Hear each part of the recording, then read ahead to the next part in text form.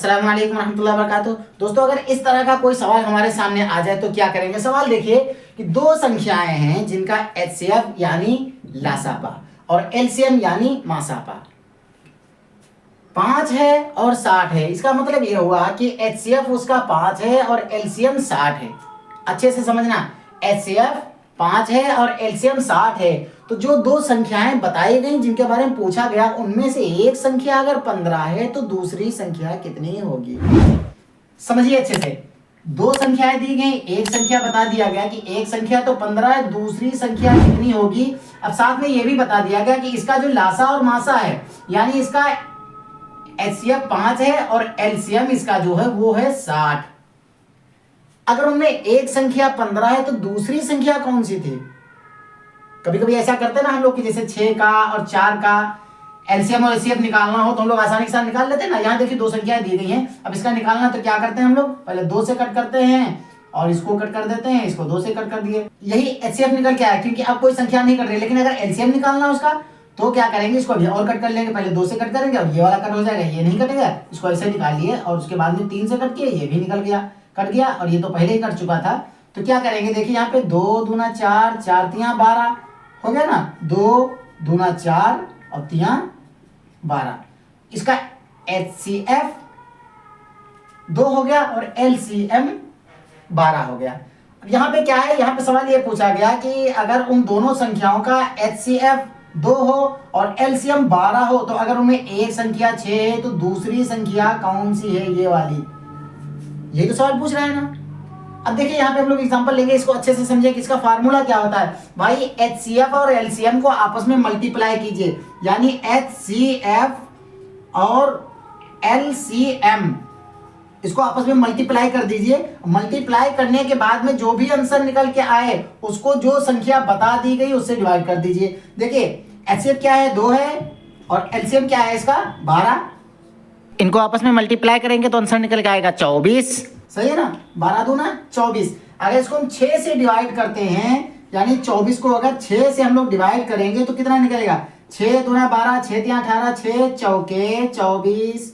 देखिए आंसर आ गया ना हमारा 4, यानी वो संख्या 4 है।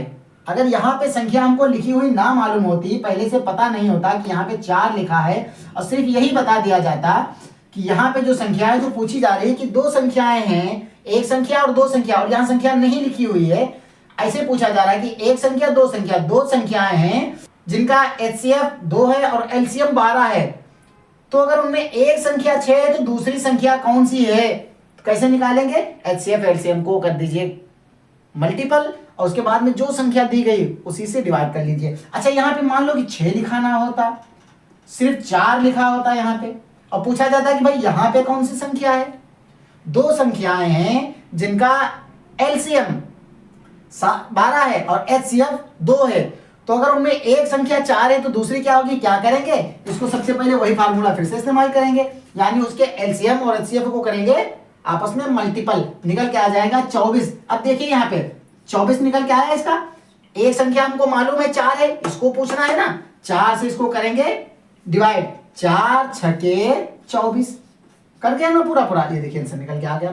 सेम यही फार्मूला इसमें इस्तेमाल करना है। इसमें भी हमको क्या हुआ है, एचसीएफ और एलसीएम बता दिया गया है। एचसीएफ कितना है 5 है, एलसीएम कितना है 60 है। तो बस उन्हीं को 5 को और 60 को कर देंगे मल्टीपल, आंसर हमारा निकल के आएगा 300। देखिए 6 पंचे 30 हो गया, ये 0 उठा के यहाँ पे लगा दे, 300 हो गया। अब क्या करना है, एक संख्या हमको मालूम है 15, दूसरी नहीं मालूम है, कैसे निकालेंगे, इसको 300 को कर देंगे डिवाइड, कितने से 15 से, आंसर हमारा निकल के आ जाएगा। देखिए 15 दूना 30 यहां तक कट गया, 15 दूना 30 यहां तक कट गया, बाकी बचा कुछ भी नहीं, ये 0 उठा के हमने आगे लगा दिया।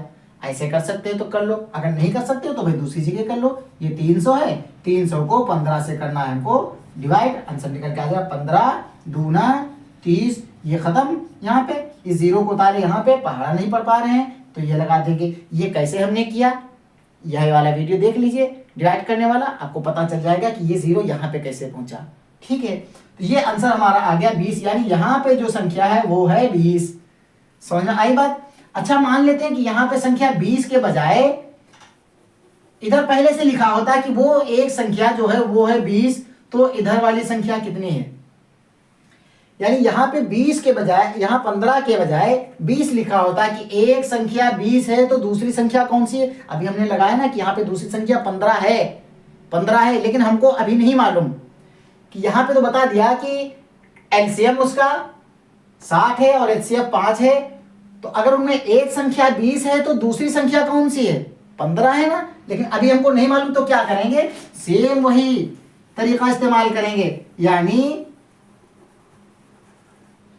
सबसे पहले उनके एचसीएफ और एलसीएम को करेंगे मल्टीपल करके निकल के आएगा 300, और 300 को जो संख्या बता दी गई है, अब क्या बता दी गई है, 20 बता दिया गया है, 20 से कर देंगे डिवाइड, यानी ऐसे आंसर कितना निकलेगा, 20 एक कम 20, बाकी बचा यहाँ पे 10, 100 यहाँ पे लिख दिए, 20 पंचे 100, ये कट गया पूरा ना, ये हमारा निकल के आ गया आंसर। यानी यहाँ पे जो लिखने वाली संख्या थी वो थी 15। उम्मीद है कि समझ में आया होगा। अच्छा, एक चीज और यहाँ पे समझ लीजिए कि दोनों संख्याओं के एलसीएम और एचसीएफ का मल्टीप्लाई जितना होता है, इन दोनों संख्याओं का भी उतना ही मल्टीप्लाई होता है। यानी इसका एचसीएफ और एलसीएम कितना होता है, बराबर 300।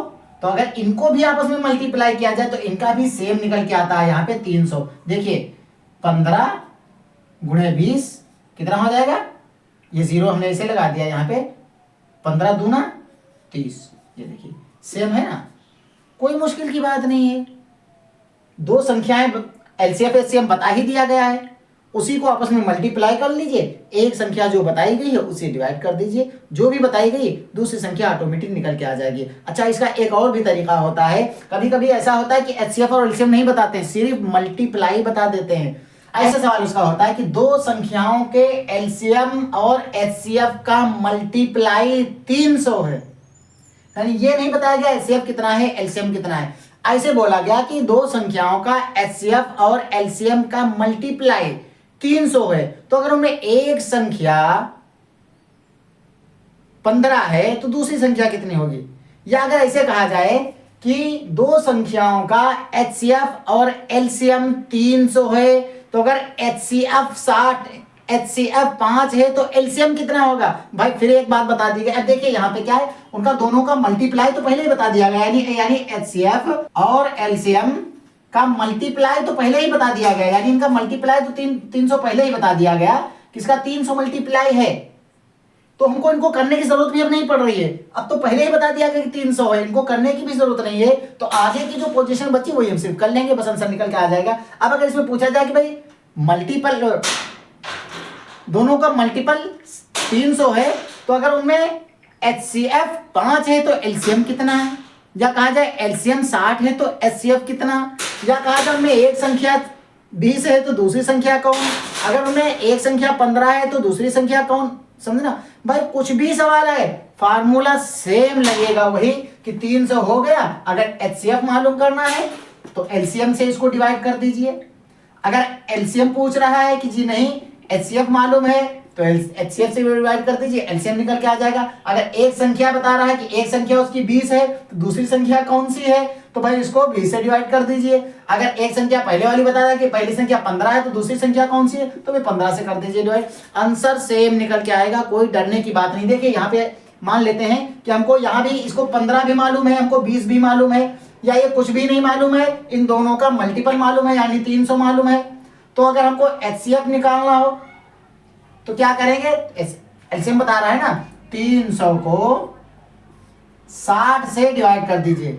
अब देखिए यहाँ पे 60 से जब हम डिवाइड करेंगे तो 60 पंचे 300 होता है, यानी 60 को दाम करेंगे 600 हो जाएगा ना, 600 का आधा 300 होता है। देखिए यहाँ पे आंसर निकल के आ जाएगा, एचसीएफ निकल के आ गया। यही अगर एलसीएम पूछ रहा है कि एचसीएफ उसका 5 है तो एलसीएम कितना होगा, अब देखिए 300 बता दिया इसने पहले से, तो क्या करेंगे